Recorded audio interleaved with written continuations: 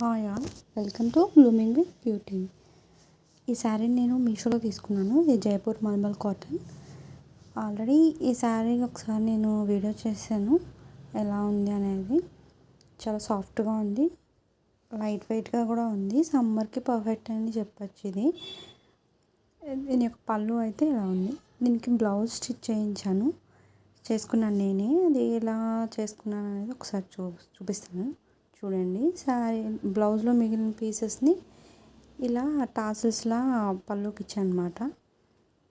ఎందుకంటే కొంచెం చిన్న ఏజ్ వాళ్ళు కట్టుకుంటే బాగుంటుంది పాంపామ్ మోడల్లో అని చెప్పి.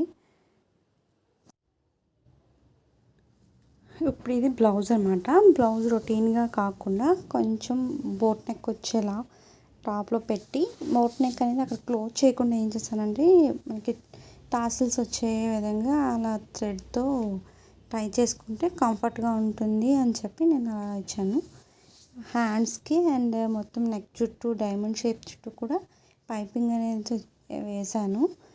చాలా లైట్గా థ్రెడ్ లేకుండా పైపింగ్ వేసాను అనమాట. ఎందుకంటే బ్లౌజ్ అనేది బరువు లేకుండా ఉంటుందని.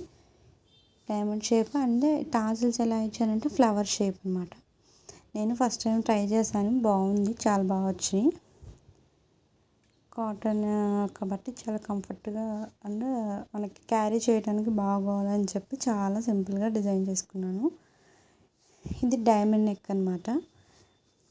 నెక్ చుట్టూ కూడా పైపింగ్ అనేది వేసాను. అలాగే బ్లౌజ్కి నడుము వేస్ట్ బ్యాండ్ కూడా ఇలా సన్నటిది పైపింగ్ వేసాను అనమాట.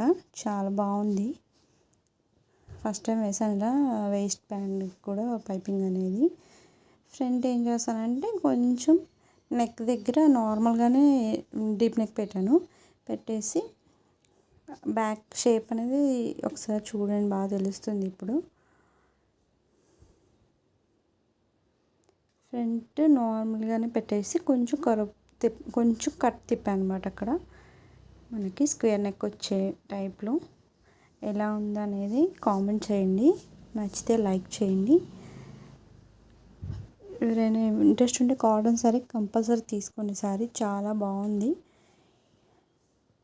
ఇలా వీణలు తబలాస్ కొంచెం ట్రెండీగా ఉంది. Thanks for watching. Thanks for your time.